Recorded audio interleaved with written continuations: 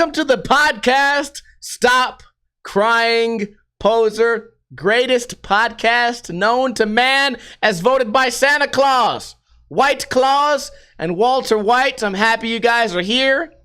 My connection is still bad, which won't affect anyone watching this on YouTube or iTunes, but for everyone who tuned in live right here on twitch.tv/Ninja Lifestyle on Friday, right around 3:30 p.m. Pacific time, we might have a little bit of bad connection. But you know what? Bad things happen. Look at my face. I got a great story to tell you guys about me getting jumped by a good old-fashioned biker club.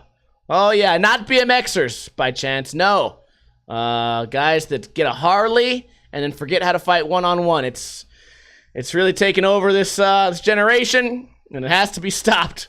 One black eye at a time. Let's shout out everybody who's here. Venus, Die Traps, Ring-a-ting-ting, Bing-Bing Bum Boy, Greg Bamore, Gaiges, Striped Shirt Samurai, Lollipop, Game Girl XD, and Papa Nug. Welcome, Nuglet, to the podcast Stop Crying Poser. We got some pretty good news stories for you guys today, and I also got some stories about my life, which is what this podcast is all about. It's all about me, right? Selfish. It's a selfish way to be, to think that I'm so important in the world that anyone would want to hear about my life and my problems. We're going to talk about today me getting beat up. We're going to talk about a little story that happened with me filming in a parking lot. We're going to talk about my friend Mevin had a story about fat girls, which I think is fucking hilarious. We're going to talk about a restaurant called Dick's. Not to be confused with penises. Different restaurant, different bathroom situation. We're going to talk about Justin Bieber briefly because I believe, I might have been getting trolled, but I believe I saw Justin Bieber do an inward heel flip. Might have been Switch. That blows my fucking mind. And we're going to talk about the Vegas Golden Knights and how hard it is for me to get tickets, because here's the thing. Everything that goes normally in a regular person's life, just take it and cut it in half and stomp on it and then put it in my life, and that's my life. Everything that should be nice and easy and like normal in other people's life, for me, it's bad. I talked about it the other day on my shell retriever speed run. I said something along the lines of, well, this is going to be a 50-50, but for me, every 50-50 is a 90-10. That's just how it goes. I always tell Tex this shit too. Never get your hopes up about anything, because our energy kills everything. It just, my aura makes everything bad luck. So I don't even risk it no more. Like, oh shit, somebody says you got the job, but just show up tomorrow for the paperwork and you're hired. I'll just be like, I'm not hired. I gotta tell myself I'm not hired, because as soon as I say I am hired, the fucking building will explode, paperwork gets ripped to shreds, or something happens. It's terrible. Bad luck. But you know what? I'm gonna make the best of it, and you guys should too. So, exactly 1 week ago, it's my 1 week anniversary, I got jumped at a bar by 3, maybe 4 dudes. So let me set the scene for you guys. I'm there having a good time. Maybe I had a couple too many drinks. Maybe not. Everybody's drinking. It's really late at night. It's about 4 a.m. in the morning. I'm totally aware of what's going on. I'm not blackout, shit-faced drunk, fucking slobbering, knocking into people. I'm just hanging out. My girl Lily is having a conversation with one of our friends, mutual friends that we don't see that much. He's a cool guy. They're just talking about shit. They're talking about his baby mama, and they're just laughing and joking. And some guy comes up to me that I know. He's an acquaintance to me, and I know he's in this biker club, and everything's cool. It's a biker club. It's all black dudes, and they ride around. They're all cool. Nice guys. Guys with fucking gnarly face tattoo, and I'm just like, okay, everything's chill. Everything's good. So anyways, he comes up to me and he said, I would never let my girl talk to that guy. And I was like, what do you mean? That's her friend. We're all friends. She can talk to whoever she wants. And he goes, nah, man, I would never date a girl like that. I would never let my chick talk like that to a man. And I was like, okay, like, whatever. And he's like, yeah, man, you want to date some shit like that? You can, but I would never let my chick ever, dude. I would never, like, stoop that low type shit. I'm getting this vibe that he's talking shit on my bitch. So I walk over to him like, bro, fucking chill that shit out. Like, what the fuck is your problem? We're cool the whole time. We've been cool forever. You know, for months now. I go up to him like, what the fuck is your problem? He goes, his friends now, the club or whatever's, it's like next to him. He goes, don't say no more shit to me. If you do, it's gonna be a fucking problem. And I was like, all right, how about me and you go outside? You know what I mean? What the fuck? I'm gonna be like, what do you? These bikers watch so much Sons of Anarchy that they think they say some shit like that. You say another word to me, there's gonna be a problem. What am I gonna run away? Like, oh no, I don't want there to be a problem. Oh no. Foreshadowing. There was a pretty big problem, and at this point, I kind of do wish I would have walked away. But you know what, man? This is how I am. I said, me and you will go outside. We'll handle this. You got a problem? Me and you go heads up. We'll go outside. Me and you, one-on-one. Walk out there. I walk out first. Walk out the door, took my glasses off, my hat off, put them somewhere, walked right up to the street, said, let's fucking go. Well, you guys can imagine, 3 to 4 people walked out. I didn't get barely one single punch in before I get hit from behind. And here's the thing. I'd like to think I'm a pretty badass dude. You know, I'm a little bit fat now in my old age, but I can still throw some skin around. Sound like I'm talking about my dick. I can still throw some dick skin around. I can still fucking toss the pig skin around, goddammit. And I was thinking to myself after it, I was like, dude, I think I could have took these 4 guys, but there was one guy in the group who was just a wrestler. He was able to get me to the ground over and over and over again. Every time I would stand up, I would end up back on the ground. Not from getting punched, but from getting taken down. Also, these guys are grabbing my shirt. I'm on the ground, I'm getting kicked. I'm getting kicked on the ground. I'm trying to block. I'm trying to stand up. Every time I stand up, I'm getting pushed back down. At one point, some guy got behind me and was choking me with the rear naked choke, you know, and I'm trying to fucking fight his hands, which usually I would use with 2 hands, but I got to use 1 hand to block my fucking face. So I'm getting my fucking arms beat up. My arms, you can still see they're all cut up. I have a big ass deep wound right here. And I'm just getting the shit kicked out of me. All these motherfuckers are motorcycle guys, so all their shoes are fucking metal. So I'm getting ripped. My fucking arms getting ripped the fuck up. I cannot fucking stand up. I tried over and over to get up. One point I got this guy in a single. Boom, I'm back down. And there's nothing I could do, man. I didn't take that many punches to the face, but I took a bunch of shoes to the face. I would tell you this though, even in my old age, even from skateboarding and jitsu and fucking boxing and everything, I've never been knocked out from a guy punching me. I've been really badly fucked up one time because I got sucker punched by this humongous dude outside of Dairy Queen. But I've never been knocked out. But these guys really beat me up. And here's what it is, guys. I'm gonna give you guys a lesson on taking responsibility. If I was sober, I would have known that this guy would not fight fair. That's as much as I'm willing to give. If I was sober, I would have known that this was the type of guy that will not fight fair. That being said, it's sad to live in a world where 2 grown men, 1 grown man is afraid to fight one-on-one. That's, I don't know, man. It's just a weird thing to say. You know what I mean? I've never been one to jump somebody. I've never actually jumped anyone ever in my life. You know what I mean? I've been one to watch my friend beat somebody up and then get them and then break it up after it's over. When it's for sure over, somebody goes out, I'm the first one to jump in and say, hey, he's out, let's go. So I don't know. It's a weird thing to be at a bar and know that there's a man sitting next to you drinking a beer with a beer in his hand, afraid to fight another man. And I'm sure if I was talking to that guy to his face, he'd be like, man, I wasn't scared. You just disrespected me and that's how we do it. But still, you know what I mean? How about this? How about my perfect scenario? How about we go out there?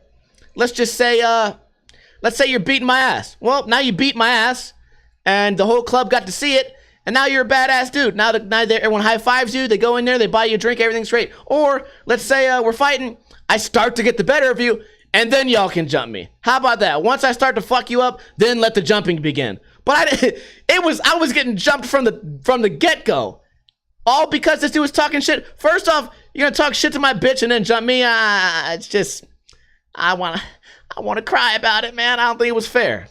I can laugh about it now. It's a learning experience. I can laugh about it. You know, I didn't get killed. I didn't lose my teeth. I didn't get stabbed. So it could have certainly gone much worse, jokes aside. But it just baffles me that a grown man at a bar drinking would have the confidence to talk shit about my girl, but then not have the confidence to fight one-on-one. It just seems so bizarre and backwards to me.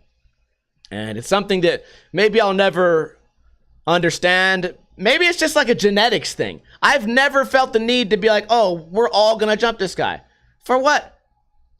my homies got it, or I got it. I don't need 2 or 3 people. I don't need it. Here's the thing too, motherfuckers. In my defense, I had people at the bar. I kept the shit quiet. I fucking told the guy to his face, me and you go outside. Didn't tell none of my homies. Didn't tell none of my friends. Had a whole bar full of people that would have, rode for me. I kept it quiet because, I don't know, man. Maybe, in hindsight, that was a stupid thing to do. Right? But in my mind, even still, it's kind of like that's how a man would conduct his business in this situation.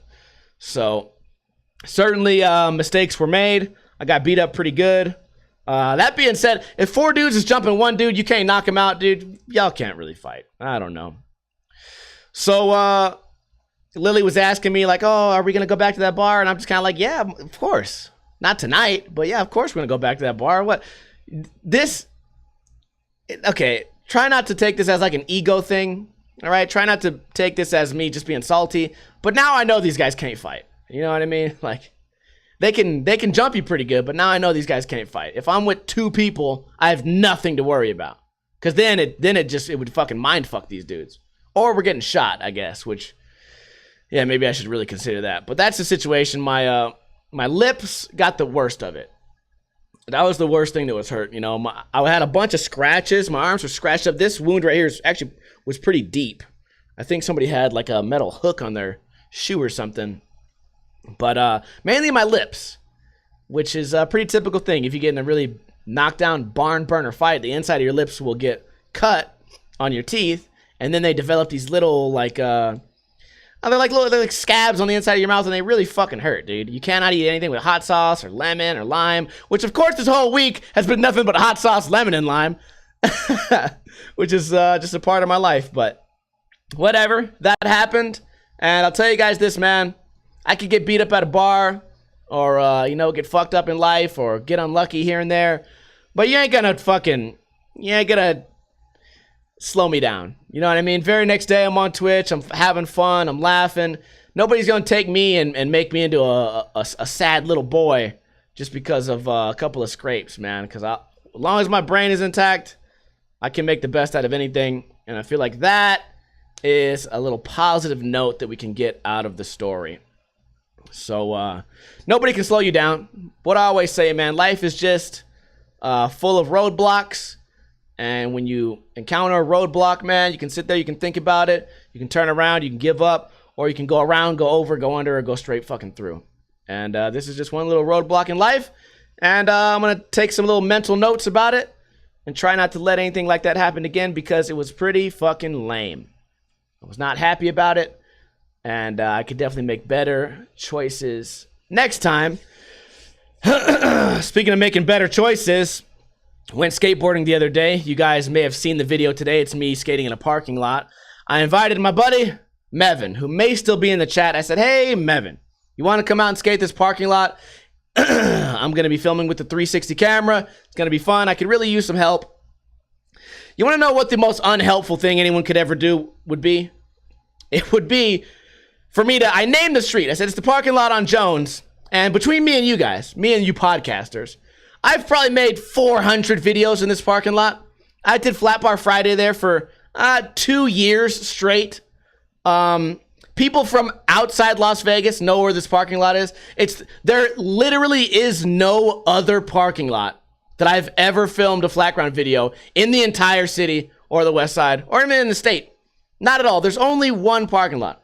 And it's weird to me that I could tell Andy Schrock, someone from thousands of miles away, say, hey, we're going to that parking lot, the one I always skate on Jones. And this guy who doesn't live here, he'll know where it is. But then I hit somebody up who lives a block away, no response. Very unhelpful. Speaking of that guy, he's in the chat room right now. His name is Striped Shirt Samurai. Make sure to send him a link to any Flat Bar Friday you guys have ever watched over the past 5 years. And maybe remind him what parking lot that is. Speaking of that, we were at the bar the other day, and maybe Mevin can explain this in the chat. I wrote this down in my notes.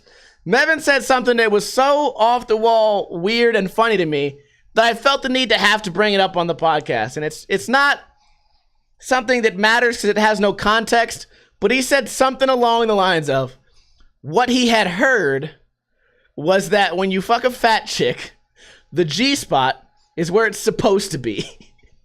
And it made me laugh. It made me laugh so hard that there's a place where it's supposed to be. Like on any normal size, like on any normal non-obese woman, the G-spot is in some off-the-wall place that no one could ever discover. It just goes missing. It becomes Where's Waldo, yet as soon as the weight is gained, it goes right to where it's supposed to be. And I don't even know where it's supposed to be. Somewhere in the vagina, maybe? I don't know, but it's it's where it's supposed to be. Where is it supposed to be? Oh, man. Oh, Striped Shirt Samurai says, I heard sex is better to fuck a fat chick. It might be, dude. I've been there. Everyone's been there. You know, shit, maybe it's better to be a fat dude. I don't know. But shit, as long as it ends up where it's supposed to be, then that's funny. Striped Shirt Samurai tries to explain himself. Like, the fatter they are, so the G-spot is easier to get to. I don't know. I don't fuck fat chicks. Oh, man. That's funny, dude. It's where it's supposed to be. It's you follow the map, it ain't gonna be too far off the dotted line. It's right where you think it's gonna be, that's where it's at. It pushes it down. All that weight squishes it to where it's easier to access. It's it's like a little handicap ramp for your dick, free parking. Holy shit. I don't know why that was worth saying, but speaking of dicks, my friend Rydog is turning, I don't know what age he is, 32 maybe, 31, 30. His birthday is today, and he's spending it at a place called Dick's. Dick's Restaurant. Now, you may expect that to be a shirtless man bar, but it's not. It's like a tourist attraction. You go there. They have them in places outside of Las Vegas, too. You go there, and the waiters just talk shit to you. Hey, what's up, idiot? What do you want to drink? What do you want to drink? Lemonade? We don't have lemonade. I'll bring you water, idiot. They just talk shit to you. So, some people like that. I don't think I would enjoy it because I like to go to a restaurant. I like to have my ass kissed at the restaurant. Anything more I can get for you? How's everything going? I like that. Why do you want the opposite of that? I don't understand why. I mean, I don't mind my friends ragging on me and shit like that. We can be at a restaurant if I'm there with 4 dudes. We got each other to talk shit on each other. I don't need a fucking employee talking shit to me. What? I don't like that shit. But they're going there, and I just don't. That's another gene I don't have. Not that I would get mad and like flip the table, like quit calling me a fucking idiot. I asked for lemonade. That would never happen. But I would just sit there and just be like annoyed. Okay, 2 things that annoy me at a restaurant is annoying voices and just asshole people. And not just asshole servers, anyone. If I'm sitting at a table and there's a person 1 table over that's like insanely laughing, I get fucking annoyed. Because I'm like, dude, this is Applebee's. This is not a place to act stupid. I'm just kidding. But it's just like, dude, I just want to be there and eat. Usually when I go out to eat now, I'm with my chick anyways. I just want to sit there. I want to be able to talk to her without yelling at her. And she's the worst too. She'll be like, I wish these people would shut the fuck up. And I'm just like, fuck, dear, you're going to get us in trouble. She's like, I don't fucking care. It's a restaurant. These guys are adults. And she'll get loud as fuck. Everyone can hear her. Everyone. I'm like, Lily, you're fucking 3 feet away from these people. You're 3 feet away, and they can hear you. Like, what the fuck are they gonna do? I'm like, I don't know what they're gonna do, but they're definitely not gonna stop laughing now. They're probably gonna start talking shit about you. One asshole's gonna get brave enough to throw a fucking wet napkin over here. I gotta get in a fight. I'm going to jail. All because you fucking raised your voice. How about do what normal people do at restaurants when you're annoyed and whisper and talk shit about the persons? You know what I'm saying? I don't know. Anyways, so Dick's Restaurant. I went there about a month ago. I told this story during the pre-show. And I got my beer, and in my back pocket, I had a little shot. You know, like a little twist-off, little mini shot. They gave it to me free at the liquor store. You buy 2 tall cans, you get a free shot. So I got a free shot.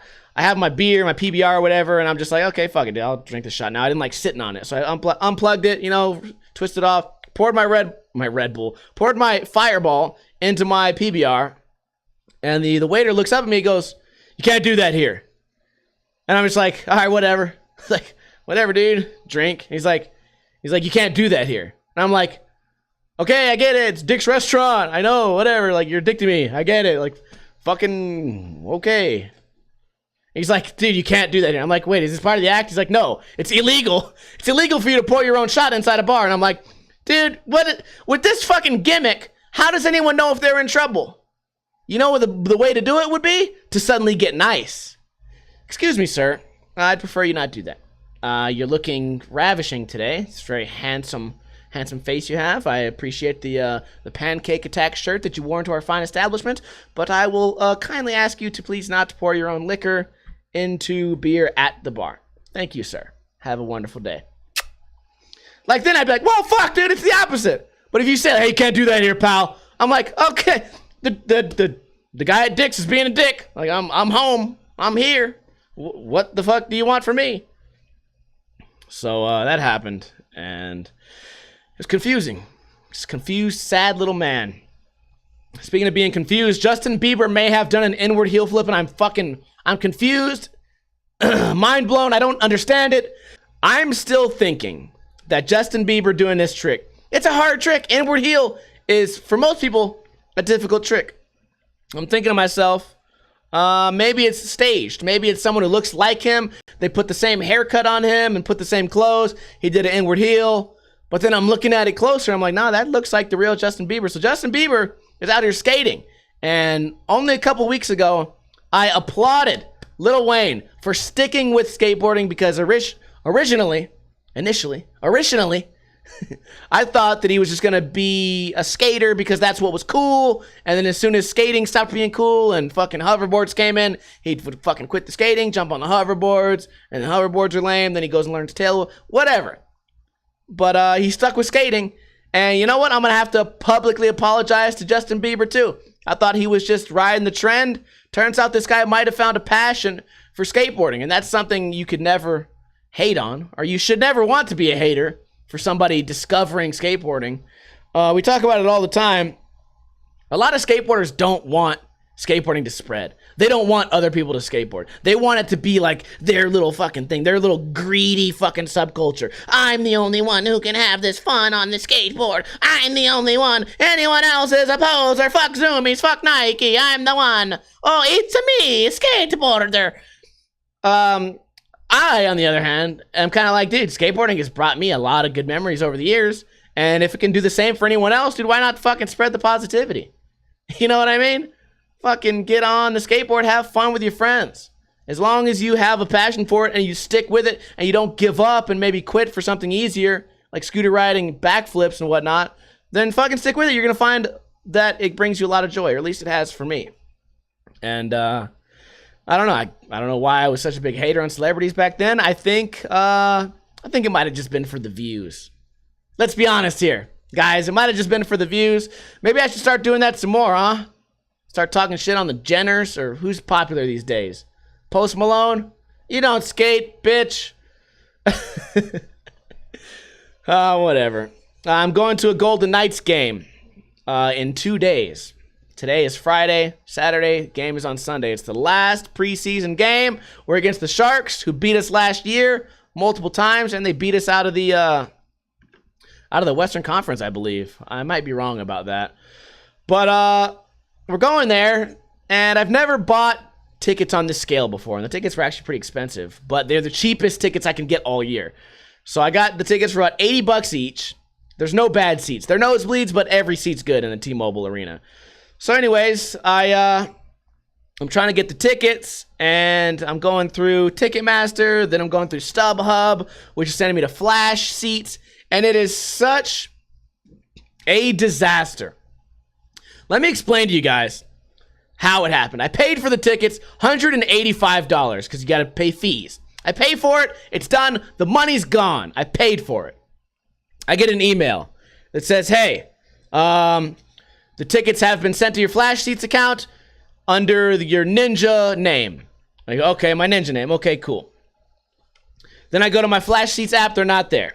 Then I go to Flash Seats customer service. They say, StubHub sent the tickets, but I need to create a new account. So I create a new account under my other email, Las Vegas, like a Las Vegas email.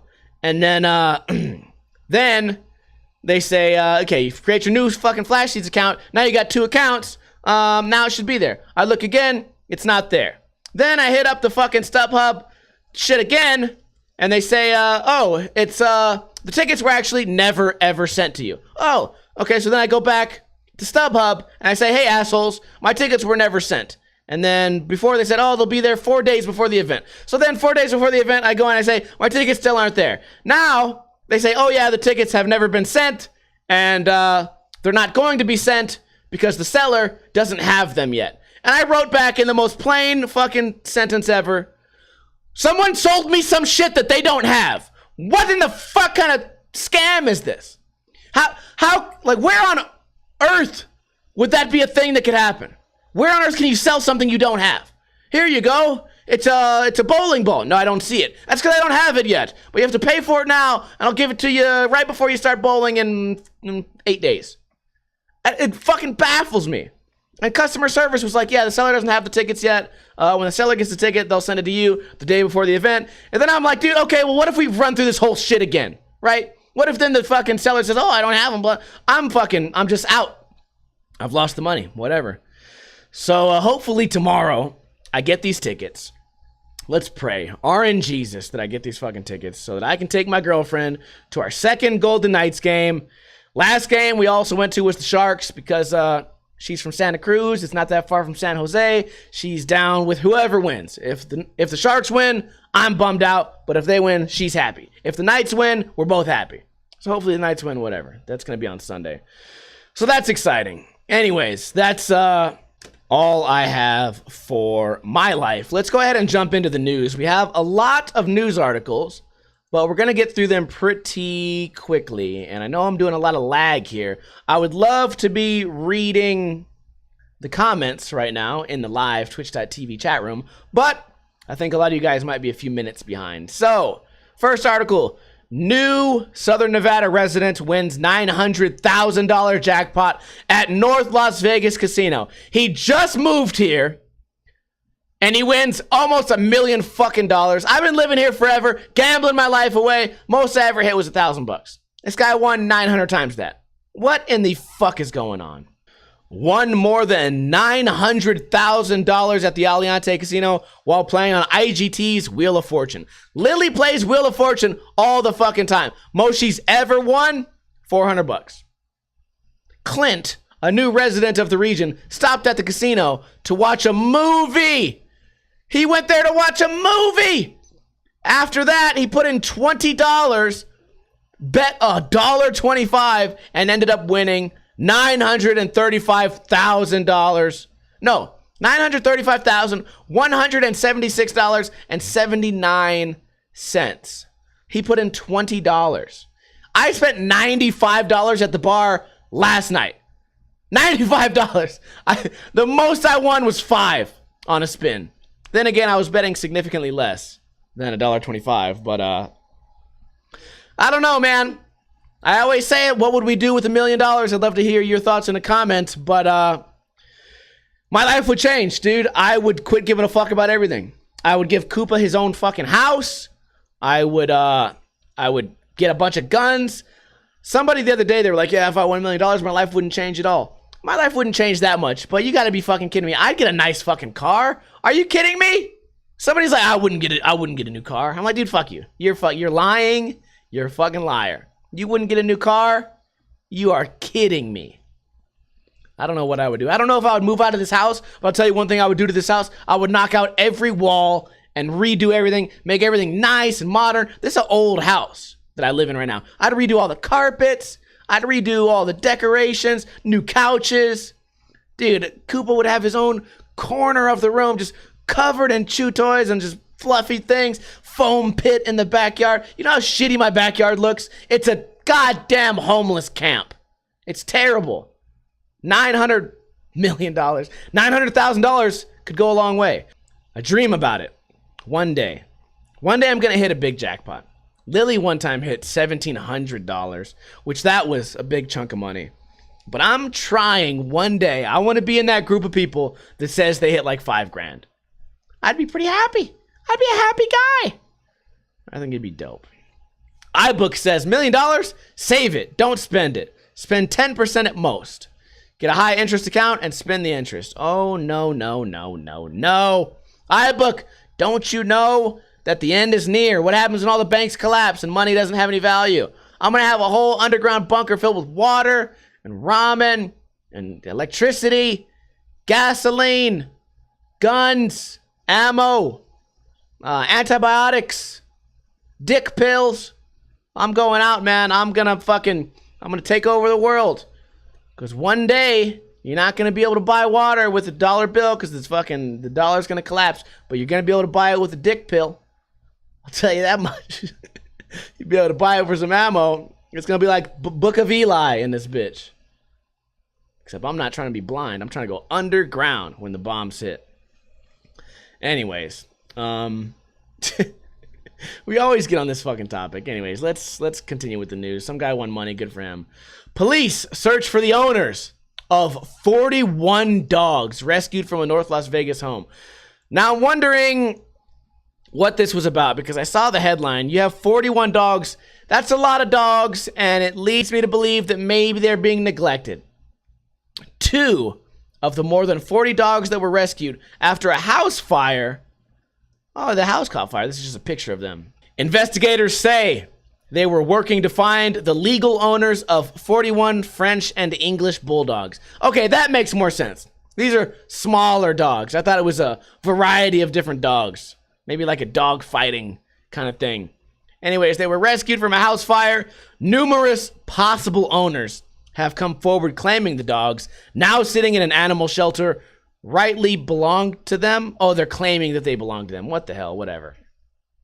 On September 24th, in a home off North Martin Luther King Jr. Boulevard and Gowan Road. This is a kind of ghetto area. This is right by Cheyenne High School. Kind of ghetto area. Not the kind of place you'd find 41 French bulldogs. Who knows? Police said space heaters in the bottom of a house caught fire. A mother and baby were inside, along with 41 dogs. The baby was rushed to the hospital for smoke inhalation. The dogs were all deemed healthy. That's good. I'm happy the dogs are all good. But why are they trying to figure out who the dogs belong to?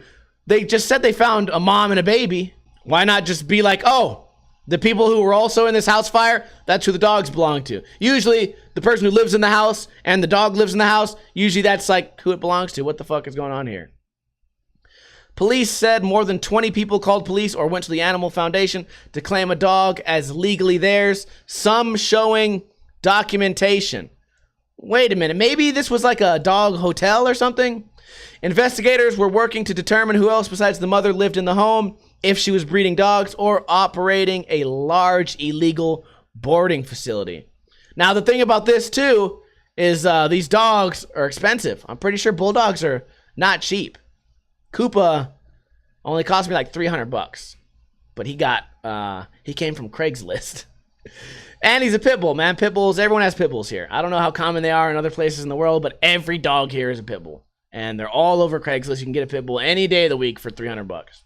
Police said it appeared no one in the home had a previous criminal record, and the charges for the tenants may be misdemeanors for zoning violations. A maximum of 6 dogs are allowed on a property without a permit. I did not know that. I definitely know people right now who are violating that. Meanwhile, dozens of visitors to the Animal Foundation stopped by, hoping to adopt one of the dogs. The reason for that is because they're expensive. Staff members also tell me phone lines have been flooded with calls of people hoping to adopt one of the pricey pooches. Each bulldog would typically cost thousands of dollars. I would have loved to have walked in and walked out with one. Yeah, no shit, because you can breed them for a lot of money. Police said if you believe one of the dogs is yours, call animal control or stop by the Animal Foundation. Blah, blah, blah, blah, blah. Next article. The world's first transgender professional boxer is now the face of Everlast. This looks like a man. So he is fully a man now. Everlast, the leading brand in boxing, has chosen an unlikely athlete to be the new face of the brand. The company picked Patricio Manuel for its, quote, Be First campaign. Manuel is the first transgender boxer to compete professionally. Manuel or Manuel, I don't know. As a woman, Manuel was a USA National Amateur Boxing Champion and was invited to compete in the 2012 Olympic trials. However, a shoulder injury during Olympic qualifying changed everything, Everlast said in a news release. While Manuel was recovering from the injury, he decided to transition from female to male. It proved to be the toughest fight of his life. He was shunned and abandoned by his trainers and gym, and he had to fight the boxing commission until they recognized regulations on transgender people in the sport. Against all odds, Manuel fought his way back into the sport and became the first person to compete in a professional boxing match as a transgender fighter. On December 8th, 2018, Manuel climbed into the ring against Hugo Aguilar at the Fantasy Spring Resort Casino in Indio, California, and he came out a winner. The 6-year journey proved to be worth the wait. Okay, let's continue. I'm incredibly honored to have been selected to tell my story in Everlast's Be First campaign. Everlast is such a fixture in the sport, and to have such an iconic athletic company recognize me as I am, as a professional boxer who is transgender, is a dream come true.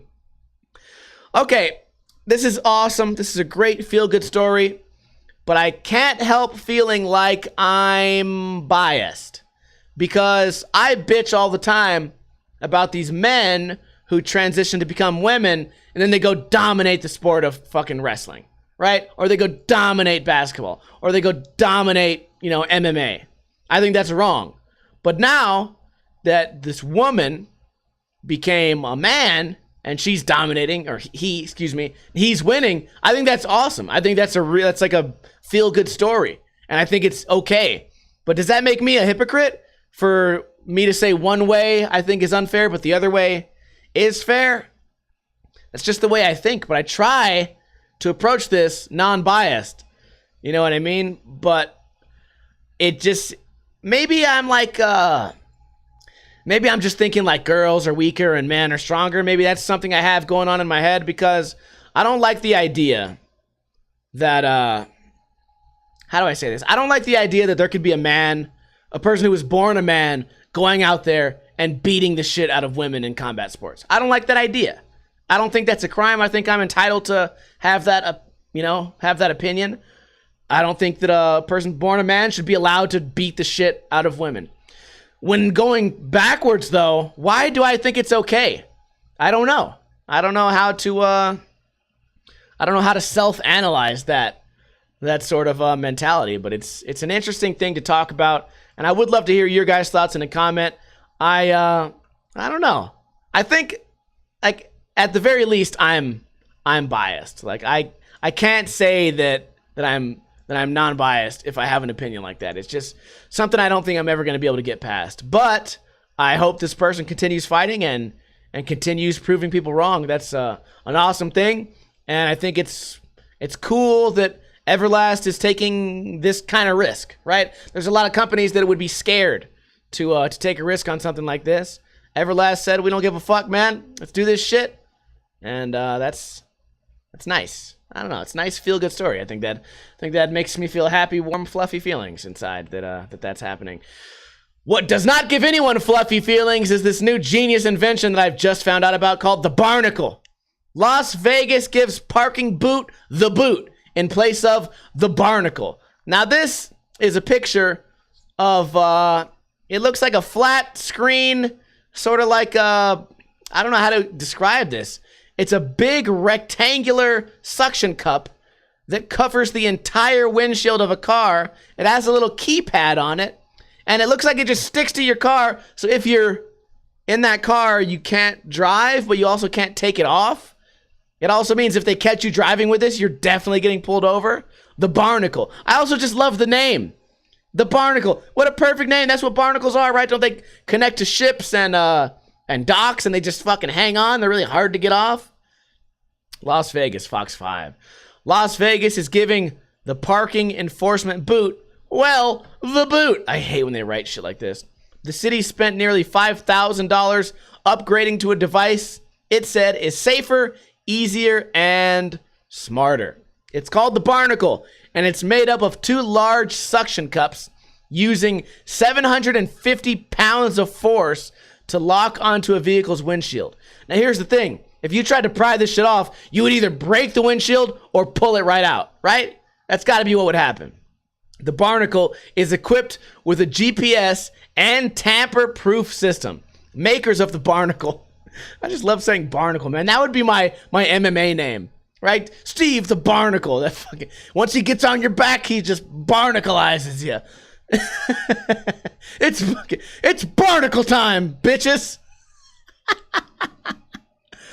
Oh, man. Makers of the Barnacle claim the device is less damaging on a vehicle than a traditional boot. It's also safer for parking enforcement officers who would normally have to kneel in traffic to apply the boot.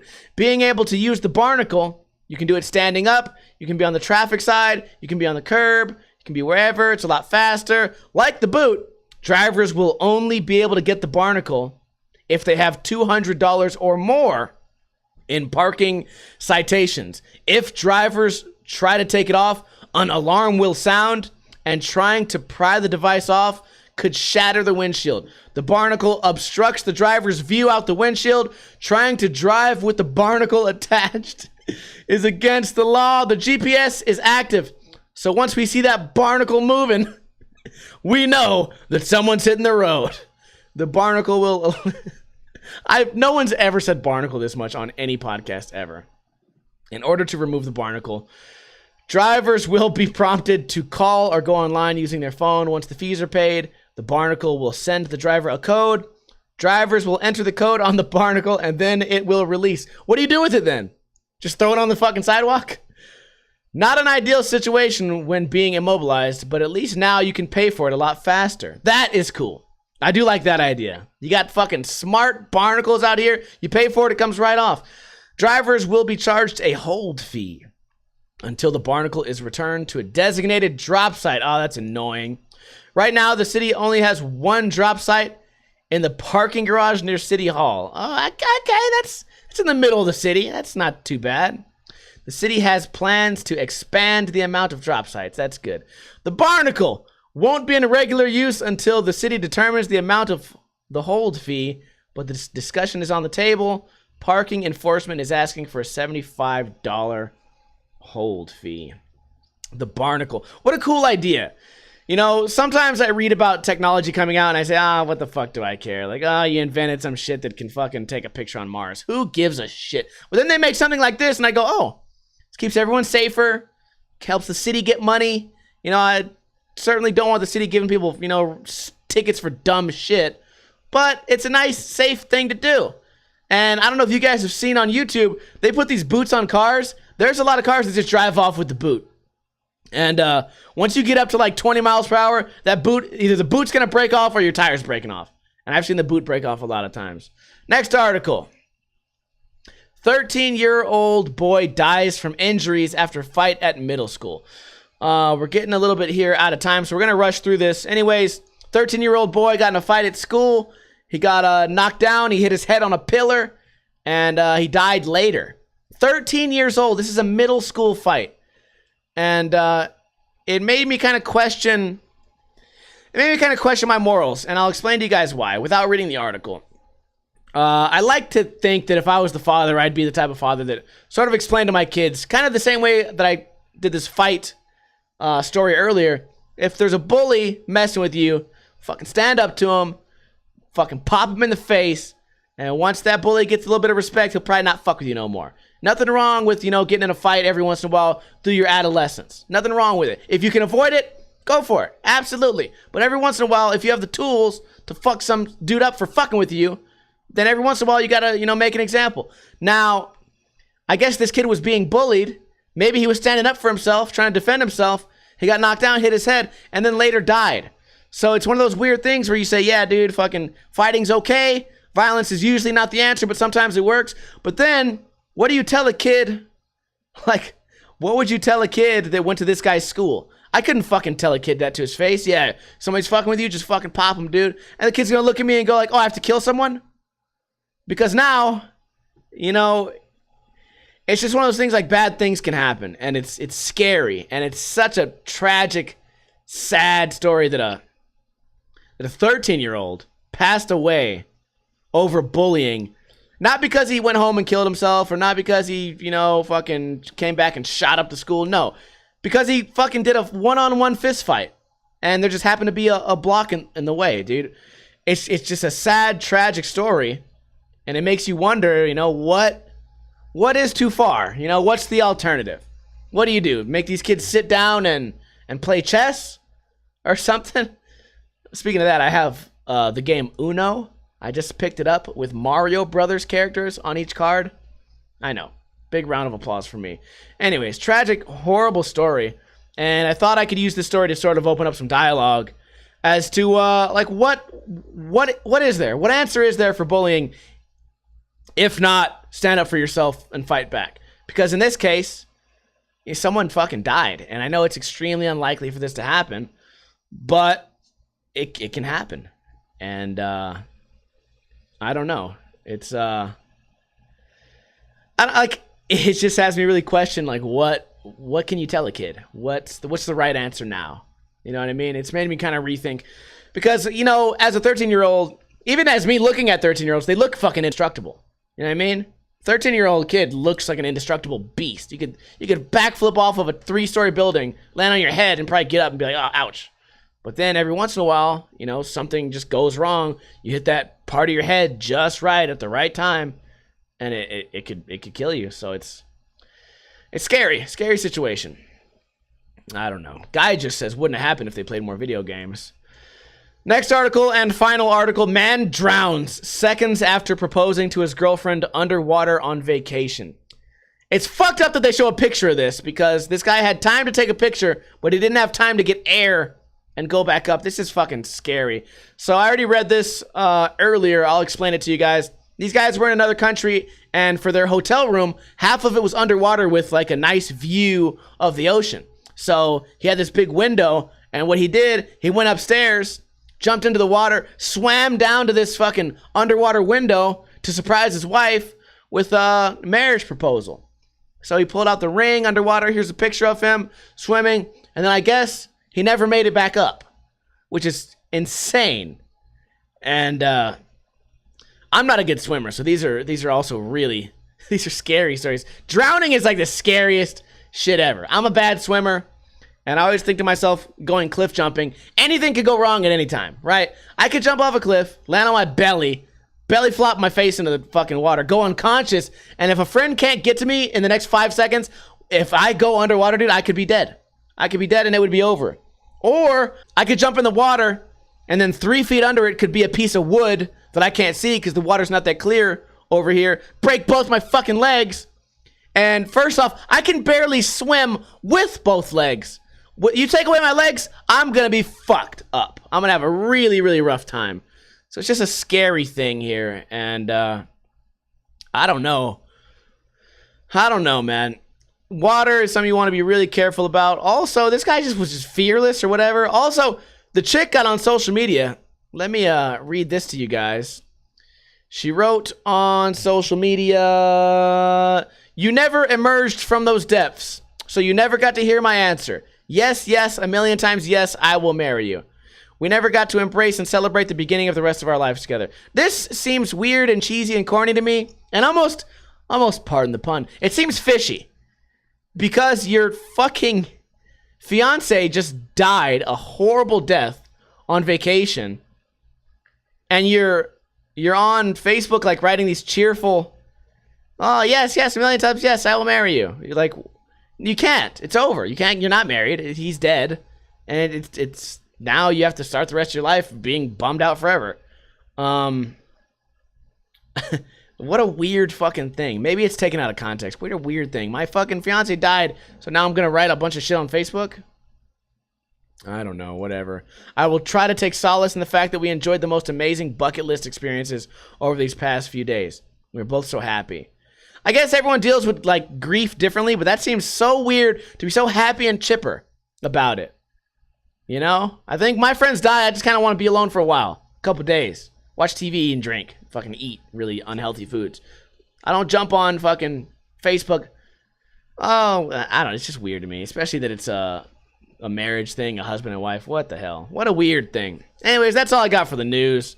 That's actually all I got for the whole podcast. I want to hear your guys' story about my getting beat up experience. If you guys have any tidbits of advice or your opinions, I'd love to hear those.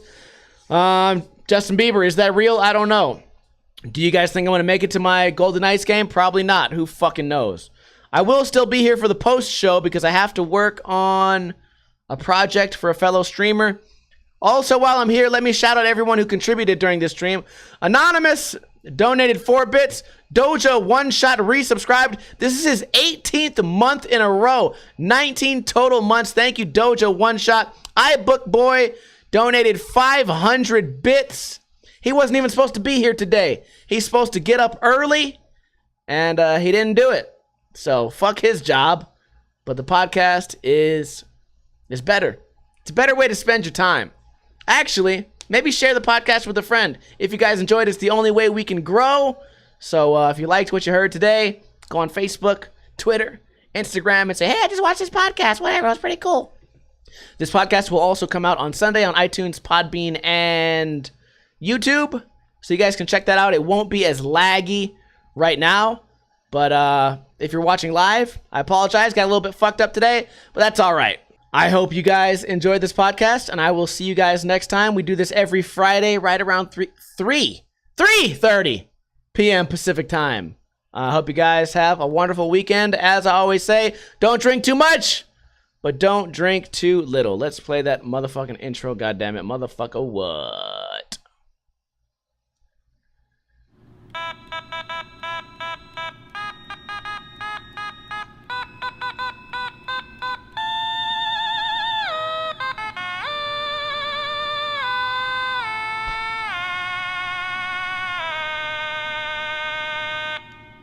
The Barnacle.